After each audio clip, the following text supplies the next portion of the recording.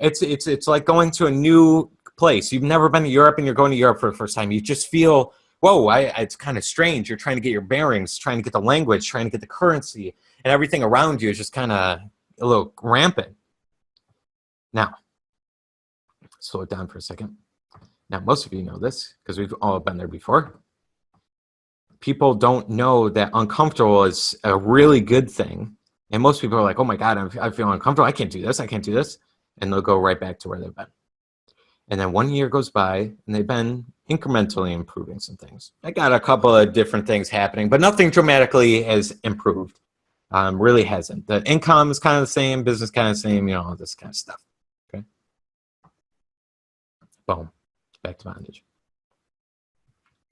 And that goal is gone. It's still there consciously, kind of the dreams there, kind of vision. But it's like, what the hell? I don't really need it. Life's okay without the goal. Now a lot of ambition. Whew. Now, here's where everybody on this call goes, including myself, to freedom. You do the thing you fear. As far as we are consciously aware, you get one shot at this physical life. Now you can believe in reincarnation and all of these other ideas, but nobody can really prove it yet. Maybe we can prove it in the future. That would be wonderful if we could. Okay.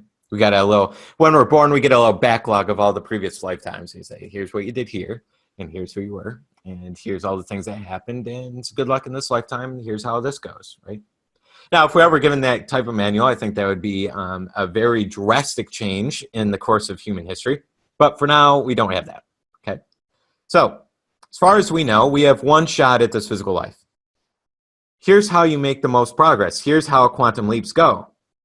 You have to do as many uncomfortable things as possible. That's where you grow. You're growing in consciousness. Every time you do uncomfortable things, you're growing in consciousness. You now have experienced new things to ultimately learn how to do it better. You go do the thing you fear. And then you will realize that fear was completely imagined. There was nothing really to fear, and you now live in freedom. Why do you live in freedom? Because this becomes the why idea you're thinking about every day. Your new programming, you have shifted the paradigm to a why idea. You are in a state of ease because you did the thing and you see results from it, and you experience brand new results. It is that simple. Is it easy in the moment? Not at first, but it gets really easy to do the things you fear as you get the experience of doing it. It's like Bob was telling his son, many of you heard the story at the seminar, and he said it before, right? His son was going to quit the swim team, and they're going back and forth, and Bob never has made a decision for his kids. He always let them figure it out, and he would guide them along the way. And his son was kind of up in the air about quitting the swim team, and Bob never said yes or no if that was okay and different things. And his son was going to walk away. This is Raymond. And he said, oh, yeah, and next time you are going to quit something, it'll be much easier. And it's like, and then he knew he shouldn't quit the team, right? So when you keep doing things that you fear, you keep doing things that are highly uncomfortable to stretch the business, to grow the business, to do whatever you're doing, you will start to be a really good, easy around doing uncomfortable things. That will become a habit to you. And it becomes a habit to me where if I'm in a comfortable zone for more than 2 weeks, I feel it. I feel like, oh my God, I need to do something. I need to do something really uncomfortable.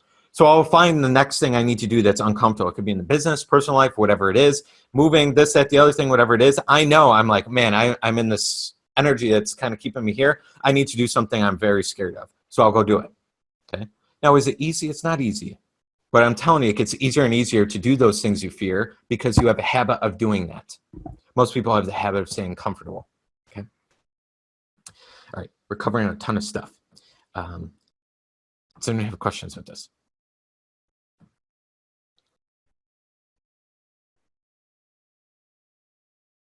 Jody said, a wonderful thing. There's so much clarity coming through on this call for me right now. Love it.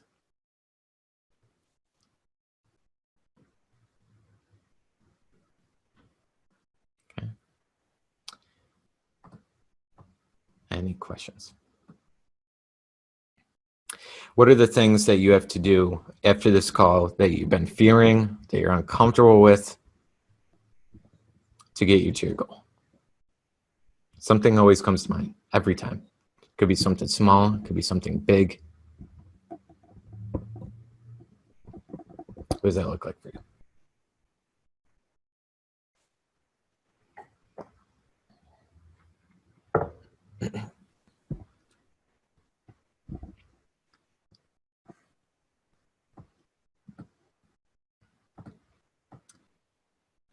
And I would encourage you to put it into the chat box. Justin Vanessa said, what is the question? What's the thing that you need to do that's really uncomfortable, that's really fearful, but you haven't done it yet?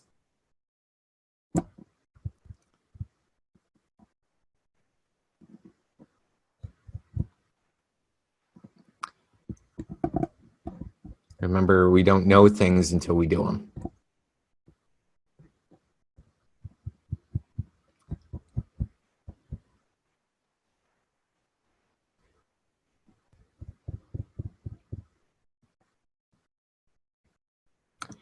And I encourage you to go ahead and commit to doing that thing here and now. Whatever it is for you. What can you do to put the next step forward? Is it going to put some pressure on you? Absolutely. Sometimes we need it. Sometimes we need a little kick in the butt saying, all right, let's go. We got to get something going here. Doing the same thing every day. I got to do something different. If you need a little kick in the butt, let me know. A little tack in your butt. Woo! Send you a message or give you a quick call.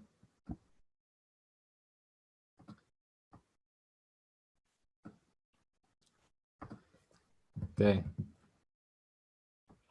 Now, one of the most important things to remember, especially most of you, majority of you are in business on this call, and anybody watching the replay, usually the most uncomfortable actions to do are talking to people about your product and service.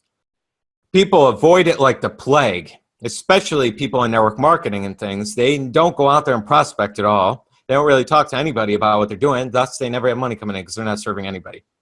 Okay? Posting quotes, I'll say it again, posting quotes on Facebook is not service, okay? It's helping. Great. You're sending out good vibes to everybody around you and everybody that does read your posts. It is an important part of the process, absolutely. So I'm not taking it away. I'm not saying anything. I think it's incredible, and I do it myself and I post. I love it. Service, though, is helping somebody long-term with your product or your service, your actual actionable service. That's what service is.